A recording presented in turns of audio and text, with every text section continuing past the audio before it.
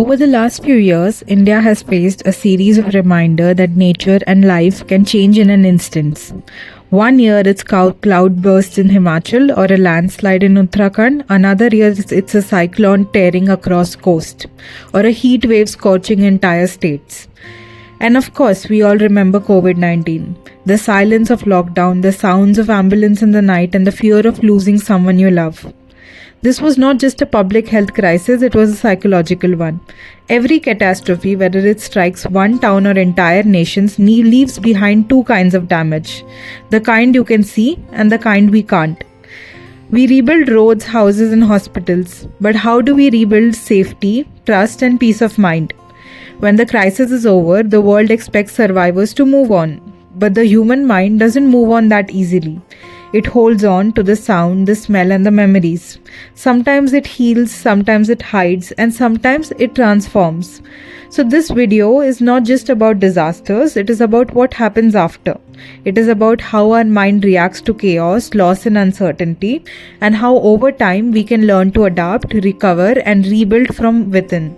So welcome to the human mind after catastrophe. Let's begin with the very first stage, the first 24 hours. In the immediate aftermath of a disaster, the most common reactions are shock and confusion. Let's take the 2013 Uttarakhand floods. Pilgrims at Kedarnath suddenly saw huge waves of water and debris destroying everything. Many survivors later said that they froze, unable to decide whether to run uphill, pray or just stand still. This happens because of the fight or flight response. Explained by psychologist Walter Cannon, when disaster strikes, your body releases adrenaline and cortisol, pumping up your heart rate, sharpening your senses and preparing you to fight or flee. But here's the twist. Sometimes this system gets overwhelmed and instead of fight or flight, people go into a third response called freeze. That's why so many survivors report feeling numb or disconnected. In these first hours, survivors usually show three patterns. One is disbelief and numbness. So people act as if nothing happened. After the Bhopal Gas Tragedy, many survivors described walking in a haze, unable to process their families were truly gone. Second is panic or confusion. Crying, running aimlessly, screaming or making rash decisions. After the Odisha super cyclone of 1999, many survivors ran back into unsafe houses trying to save belongings, putting themselves in even more danger. Or third, there is an automatic survival mode. Some switch into mechanical action. For example, the tsunami survivor in Tamil Nadu later said, "I don't know how I escaped. My legs just kept running." So these are all normal human responses. They are not signs of weaknesses. They are biology. Now what about first responders? In India, this means NDRF, Army, local police, medical staff and volunteers. Their priorities are clear. 1. Rescue survivors. 2. Secure dangerous areas. And 3. Provide urgent medical care. But here's the issue. Mental health is sidelined. For example, during the COVID-19 second wave, doctors worked 18 to 20 hours a day, saving lives physically, but many later admitted crying silently in hospital washrooms. They carry the trauma of seeing patients die despite their best effort. Research in India found that nearly 20% of frontline workers show signs of depression and PTSD during COVID duty. This tells us that even the healers need healing. Now let's test our knowledge. The correct answer to the question is D, fight or flight. This is your body's survival alarm. The brain's amygdala takes over, sending signals to release adrenaline. It boosts your energy for action but shuts down logical thinking. That's why decisions in the first few hours are often rushed and emotional. Once the chaos fades, a new storm begins, an emotional one. Take the Kerala floods of 2018. Families in relief camp reported constant worry. How will we rebuild our home? How will we repay our loans? What if this happens again? The emotional symptoms often include grief for lost loved ones, anxiety about the future, flashback or intrusive memories, and sleep disturbances, often in the form of nightmares or insomnia. So studies show that around 30 to 40% disaster survivors experience severe sleep issues within the first month. This is the stage where PTSD symptoms may occur. So this may be seen as, reliving trauma in flashback, survivor's guilt. They may ask questions like, why do I live but my neighbor did not? Depression, children regressing to earlier behaviors like bedwetting or refusing to leave their parents. After the 2004 tsunami, UNICEF found that children in Tamil Nadu developed a deep fear of water and separation anxiety, even months later. So psychologists explain this with attachment theory. When a child's sense of safety is shaken, they cling hardly to their loved ones. Community support is like medicine at this stage. Think of the human chain in Kerala during the 2018 floods, where villagers joined hand to rescue each other, or relief camps where food was shared equally, no matter your caste or religion. This solidarity reduces isolation. So psychological first aid. Now this is an important topic. It starts off with 3 important principles, which means listen, protect, and connect. This can be given to anybody. Just listen without judgment, provide comfort, and help with the basic needs that can provide short-term relief to a trauma. So a study after the Sri Lanka tsunami found that survivors who received community counseling were more or less likely to develop long-term mental illness compared to those who did not. So now let's test our knowledge again. The correct answer is C, survivor's guilt, anxiety, and flashback. The first month is emotionally heavy. The adrenaline has worn off and reality sets in. Survivors don't feel relieved or fully recovered. They often feel guilt, anxiety, and they feel haunted by memories.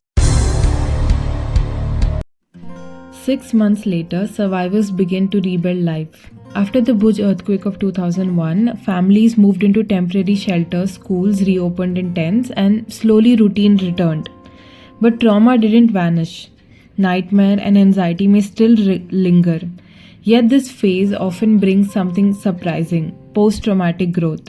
So psychologists Richard Tedeschi and Lawrence Calhoun describes post-traumatic growth as positive change after hardship. So it is like finding new meaning, stronger relationship, or even spiritual growth. In India, many tsunami survivors later said, I learned the value of life more. I now spend more time with my family. This is post-traumatic growth in action. So what helps in these 6 months? 1. Counseling and therapy to process trauma. 2. Peer support groups where survivors share stories. And 3. Special attention to vulnerable groups like widows, elderly, children, and displaced family. For example, mobile therapy clinics set up in Tamil Nadu after the tsunami reduced depression and anxiety drastically. At this stage, survivors stand at 2 paths.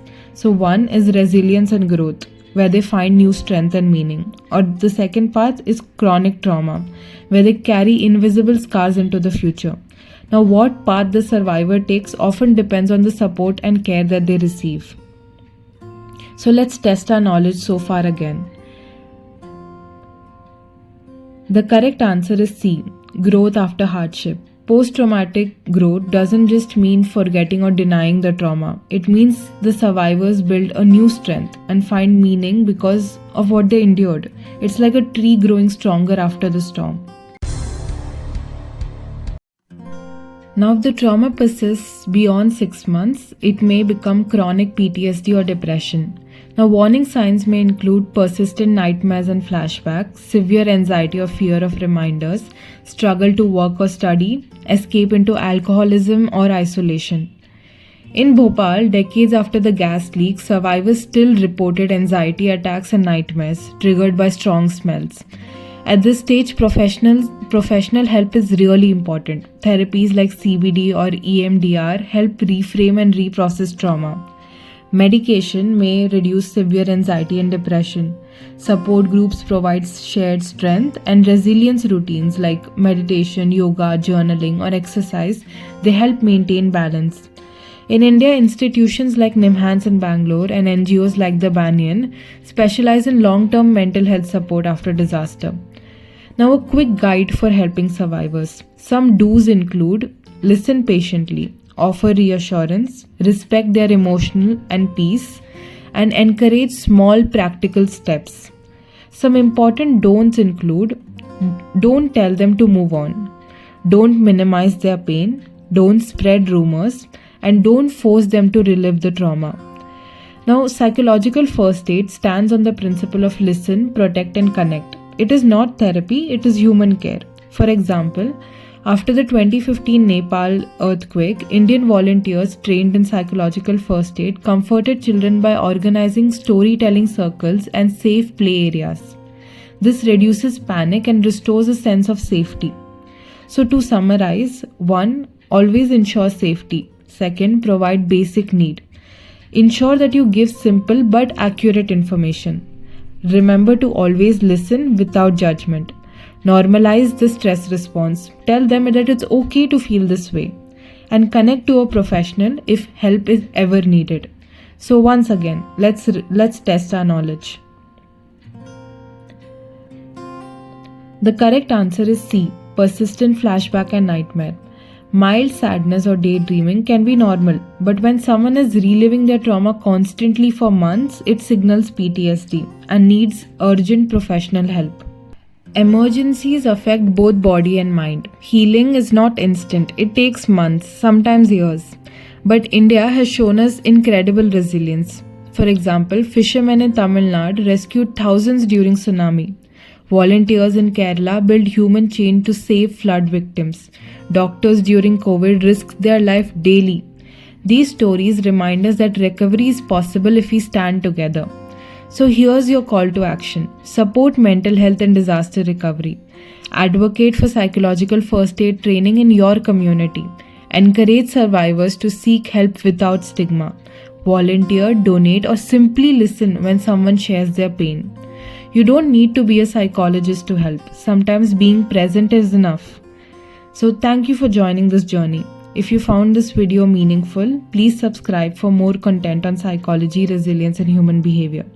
Share your thoughts on your own stories in the comment, because healing grows when stories are shared. Together, let's build a community where survivors don't just live, they thrive. This is the human mind after a catastrophe, taking an Indian perspective. Until next time, let's stay safe, let's stay together.